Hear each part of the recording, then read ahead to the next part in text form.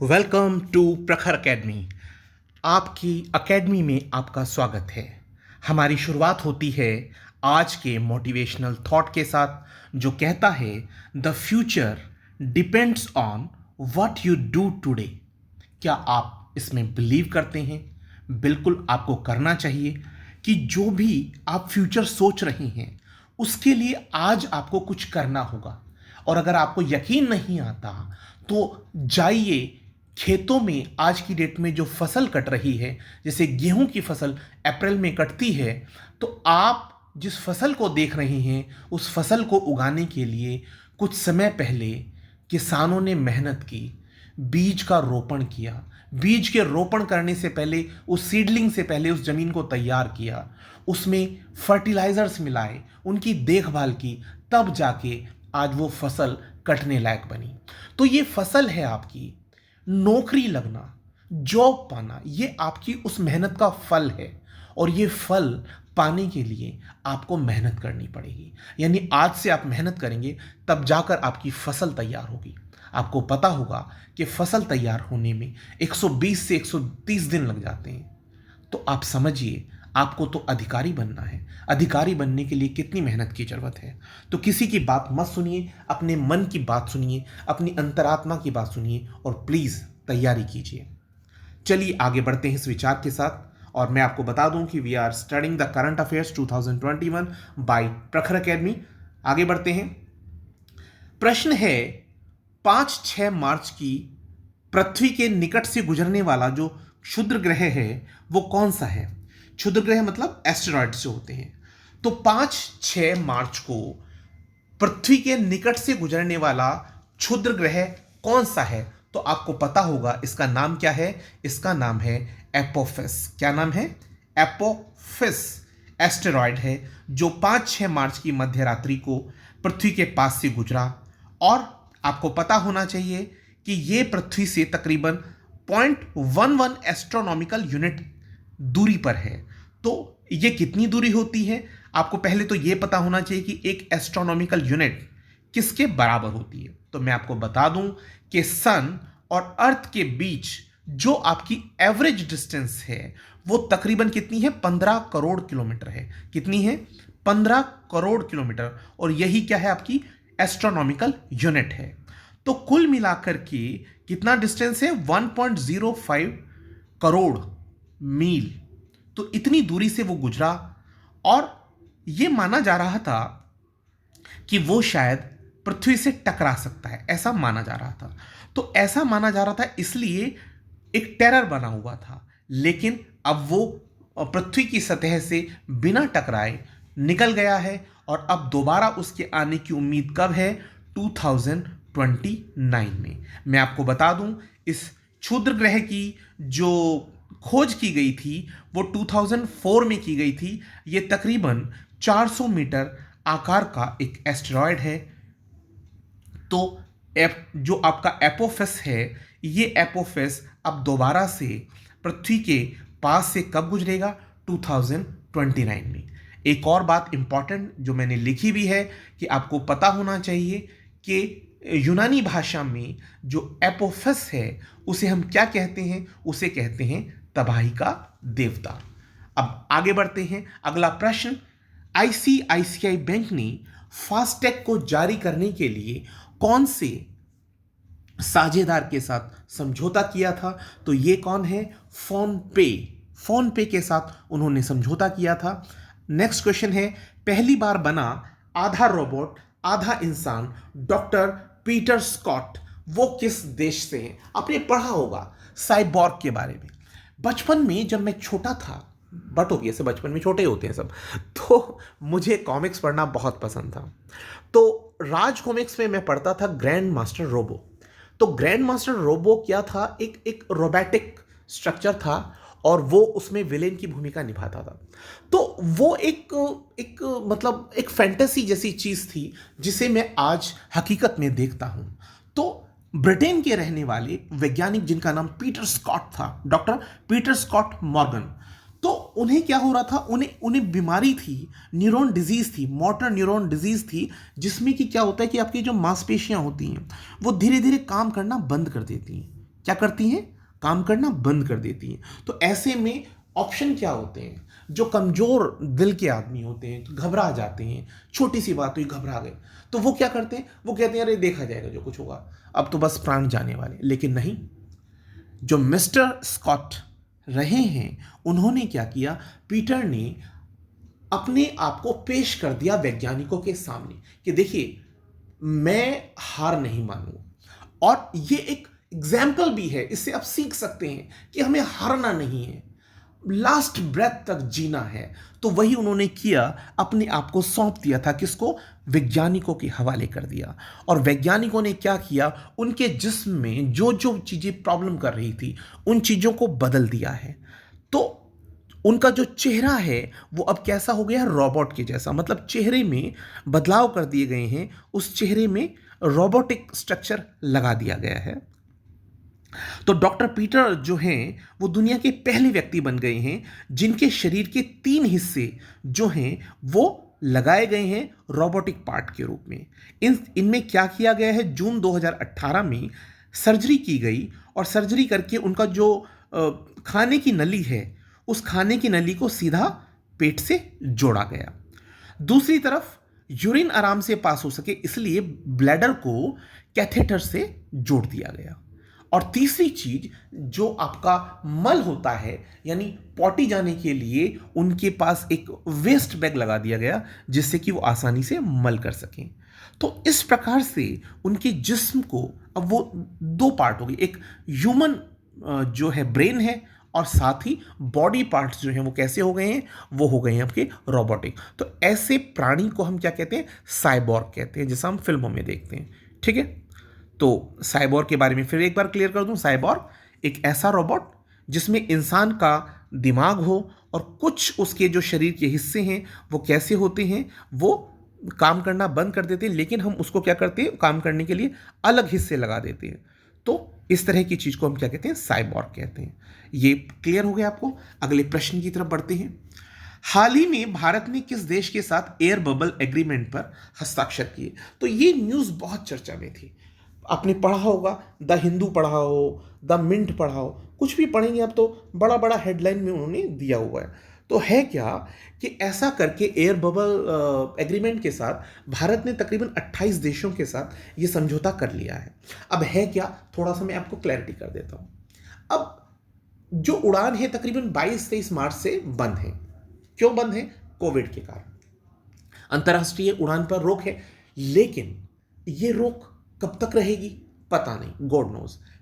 अब उसमें क्या चेंजेस किए जा रहे हैं, कुछ देशों के साथ एयर बबल एग्रीमेंट हुआ है। ये एयर बबल एग्रीमेंट क्यों होता है?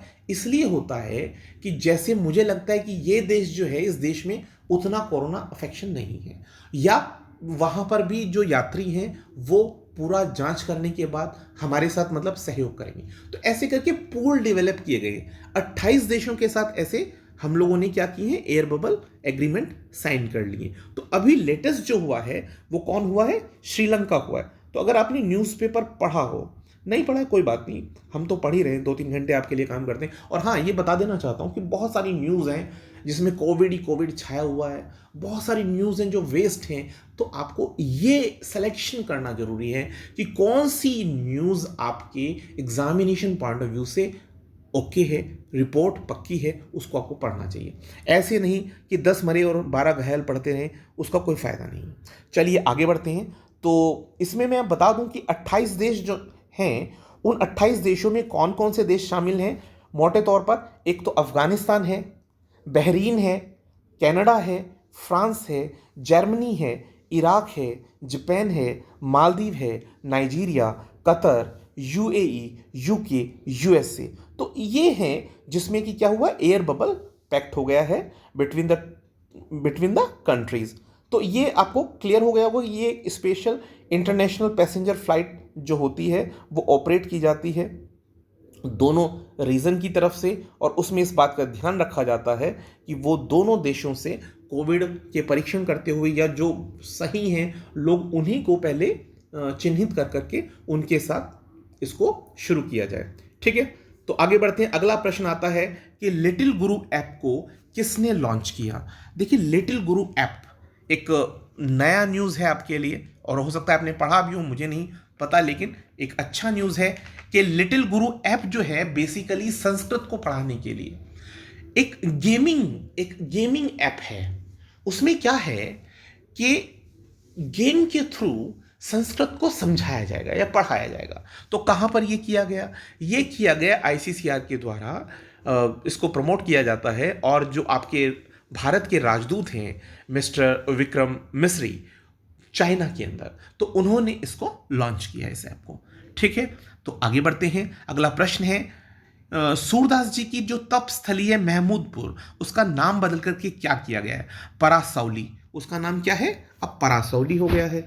अगला प्रश्न आता है उसके बाद, जलवायु परिवर्तन पर बेसिक मंत्रिपरिषद बैठक का कौन सा संस्करण 7-8 अप्रैल 2021 को आयोजित किया गया? तो आपको बता दूं कि ये 30वां संस्करण था, 30th वर्जन था। किसका? बेसिक का। पहले तो आपको बेसिक समझना चाहिए, बेसिक है क्या। बेसिक में कुछ कंट्रीज हैं। कौन कौन सी कंट्रीज हैं? बी जैसे सबसे पहले आया तो ये ब्राज़ील है, तो ब्राज़ील है, इसमें साउथ अफ्रीका है, इंडिया है और चाइना। ये 4 देश हैं। इन चारों देशों ने मिलकर 2009 में इसको एस्टेब्लिश किया है। क्या मसला क्या है? क्यों किया जा रहा है इस मीटिंग को किया जा रहा है क्योंकि कार्बन बॉर्डर टैक्स जो है वो लगाया गया है। किसके द्वारा लगाया गया? यूरोपियन यूनियन के द्वारा लगाया है। तो यूरोपियन यूनियन के प्लान के द्वारा जो आपका कार्बन बॉर्डर टैक्स है, तो उसका विरोध करने के लिए, जैसे आपके एनवायरमेंट मिनिस्टर हमारे जो हैं वो प्रकाश जावड़ेकर जी हैं, तो वो भी इसमें शामिल रहे। तो ये विरोध है कि भैया ये टैक्स जो है वो मतलब इन कंट्रीज़ के ऊपर क्यों लागू किया जाए, जबकि वो उतना एमिशन करना उनका मजबूरी है, क्योंकि जो विकसित देश हैं वो पहले ही एमिशन इतना कर चुके हैं। आज वो विकसित देश क्यों हैं? क्योंकि उन्होंने कारखाने बहुत लंबे समय से चला रहे हैं, तो लंबे समय से वो कार्बन का उत्सर्जन कर रहे हैं। तो अब भारत जैसे जो विकासशील देश हैं, उनकी जो रिक्वायरमेंट्स हैं, अगर डेवलपमेंट की बात भी ना करो तो जो नेसेसिटी है उसके लिए भी उद्योग धंधे चलाने की जरूरत है। तो होता क्या है कि विकासशील देशों पर विकसित देश एक प्रेशर लगा कर रखते हैं कि जैसे कंट्रोल तो उन्हें करना चाहिए, लेकिन कंट्रोल करने के लिए एक्सट्रीम प्रेशर किस पे बना देते हैं? वो प्रेशर बना दिया जाता है विकासशील देशों के ऊपर। तो चलिए आगे बढ़ते हैं अगले प्रश्न की तरफ। अगला प्रश्न है कि दिमागी रोगों की शुरुआत में ही पहचान करने वाला जो टेम्पलेट है, पढ़ा होगा आपने, अच्छा इंपॉर्टेंट क्वेश्चन है, ब्रह्मा, वो किस इंस्टीट्यूट के द्वारा या किस संस्थान के द्वारा विकसित किया गया था? तो मैं आपको बता देता हूं कि ये आपका क्या है, ये है आपका टेम्पलेट ब्रह्मा। तो इसको जो डेवलप किया गया वो एनबीआरसी क्या है? नेशनल ब्रेन रिसर्च सेंटर में न्यूरो इमेजिंग और न्यूरो जो स्पेक्ट्रोस्कोपी लेबोरेटरीज हैं, उसका जो दल है, उसके दल ने, मतलब जो भी उनके वरिष्ठ वैज्ञानिक हैं, उनके प्रवर्त मंडल ने इसका नेतृत्व किया और उस टीम ने बना दिया भैया एक मस्तिष्क का टेम्पलेट, जिसको नाम क्या दिया? ब्रह्मा। ठीक है, अब ये करेगा क्या? ये टेम्पलेट से डेवलप किया गया भारत के आधार पर। देखिए, अभी तक जो टेम्पलेट हम लोग इस्तेमाल कर रहे थे ना, तो वो टेम्पलेट कहाँ के इस्तेमाल करते थे? वो बाहर के इस्तेमाल करते थे। ठीक है, कहाँ के? जैसे कि कनाडा का हो गया या कहीं और का हो गया। तो अब उसमें होता क्या है, जैसे आपने बाहर का टेम्पलेट यूज़ किया, तो बाहर का टेम्पलेट में क्या होता है कि वो इंडियन ब्रेन के हिसाब से नहीं काम करेगा। वो काम करेगा जैसे कि कनाडा का है तो कनाडा के हिसाब से वो उसमें डेटा फीड है। तो भारत के हिसाब से जो है वो अब हमारे पास आ गया है ब्रह्मा। तो जो ब्रह्मा है, तो अब उसमें क्या होता है, वो काम कैसे करता है, ये थोड़ा सा क्लियर होना चाहिए। ये काम ऐसे करता है कि जिस वक्त कोई मस्तिष्क किस में है? प्रेशर में है, यानी तनाव में है। तो तनाव के समय जो आपका पीएच का लेवल होगा, पीएच समझते हैं ना, जिससे कि एसिडिटी या बेसिक है सॉल्यूशन पता लगता है, पता होगा आपको, 0 से 7, 7 to 14 पढ़ा होगा आपने, जो साइंस फैकल्टी उन्हें तो पता होगा। तो इसमें क्या होता है कि पीएच का इस्तेमाल करते हैं। तो ब्रेन टेम्पलेट जो है वो मानसिक रोग, जैसे किसी को मेंटल कोई प्रॉब्लम हुआ, डिजीज हुआ, तो उसमें उसकी जो कार्यक्षमता है, कितना वर्किंग एफिशिएंसी उसका रह गया है, उस तनाव के दौरान उसको समझने की कोशिश करता है। ये बात समझ में आती है? तो इसलिए इसकी सहायता से किसी बीमारी को, ऐसी बीमारियां जो बहुत भयानक होती हैं, जैसे अल्जाइमर होगी जिसमें प्रोटीन की कमी होती चली जाती है, साइजोफ्रेनिक, जैसे पता होगा आपने फिल्में देखी होंगी इस तरह की, अगर आप नहीं भी जानते हैं तो, और पार्किंसन रोग, ये बहुत खतरनाक रोग हैं सारे। तो इन बीमारियों की पहचान अगर शुरू में ही हो जाए तो शायद ट्रीटमेंट बेटर मिल सकता है। तो मेरे हिसाब से आपको क्लियर हो गया होगा, एक अच्छा इंपॉर्टेंट क्वेश्चन था ये, आप इसको तैयार कर लें। अगला प्रश्न पर हम आते हैं। अगला प्रश्न आता है, केंद्र ने कोविड-19 यानी कोविड-19 टीकाकरण मुहिम को सार्वजनिक और निजी कार्य क्षेत्रों में कब से शुरू करने की घोषणा की है? तो कब से शुरू करने की घोषणा की है? ये शायद 11 अप्रैल है, 11 अप्रैल से इसको शुरू किया गया। अगला प्रश्न आता है, देवी शंकर अवस्थी स्मृति 2020 से सम्मानित व्यक्ति कौन रहे हैं? ये रहे आपके भारद्वाज जी, मिस्टर आशुतोष भारद्वाज। अगला प्रश्न, सुहास कुलकर्णी जिनका हाल ही में निधन हुआ वो किस क्षेत्र से थे? तो वो थे टेबल टेनिस से। अगला प्रश्न है, माला अडिगा कौन है? तो ये है क्या जो बिडेन प्रशासन में शामिल हैं, उसका एक पार्ट है, और ये पॉलिसी डायरेक्टर हैं किसकी? फर्स्ट लेडी की। तो फर्स्ट लेडी आपको पता होना चाहिए कौन होती है। फर्स्ट लेडी होती हैं अमेरिकन राष्ट्रपति की वाइफ, उनकी जो स्पाउस होती हैं, तो या वट एवर जो भी मतलब बनेंगे राष्ट्रपति, उनके जो स्पाउस होंगे तो वही क्या है आपका फर्स्ट लेडी होती है।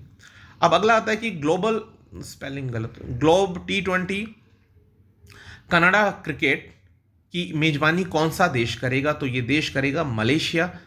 मलेशिया आपको पता होगा ये पैसिफिक ओशन में है। और आगे बढ़ते हैं, मतलब इंडियन ओशन और पैसिफिक। तो हाल ही में किसने सार्थक पहल को शुरू किया? सार्थक आपने सुना होगा, ये रमेश पोखरियाल निशंक जी ने किया था। किसने किया इसको? रमेश पोखरियाल निशंक जी कौन हैं? हमारे मंत्री हैं। कौन से मंत्री हैं? शिक्षा मंत्री हैं। तो इन्होंने इसको शुरू किया। आपको पता होना चाहिए सार्थक क्या है। सार्थक एक एब्रीवेटेड फॉर्म है जिसकी फुल फॉर्म क्या होती है? Student, S for student, and teacher, student and teacher holistic advancement quality. तो ये पहल किसने शुरू की? रमेश पोखरियाल निशंक जी ने की। अगले प्रश्न पर आते हैं, ग्लोबल पीस इंडेक्स। क्या प्रश्न है? ग्लोबल पीस इंडेक्स, इसमें भारत का स्थान क्या रहा? तो ग्लोबल पीस इंडेक्स के बारे में आपको पता होगा कि ग्लोबल पीस इंडेक्स में भारत का जो स्थान रहा वो कितना रहा? वो रहा 139। तो थोड़ा सा अच्छा प्रश्न है, आप चाहें तो थोड़ा सा डिटेल कर देता हूँ इसके बारे में। तो विश्व में हमने जो डेटा लिया वो 163 देशों का लिया इसमें ग्लोबल पीस इंडेक्स के अंदर, और 163 यानी 163 जो कंट्रीज थे उसमें शांति की क्या स्थिति है, यानी पीस का लेवल क्या है, इसको इवेल्युएट किया गया।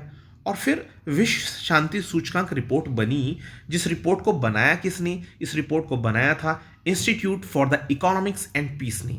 कहाँ पे एस्टेब्लिश है ये? सिडनी में। सिडनी कहाँ पर है? ऑस्ट्रेलिया में है।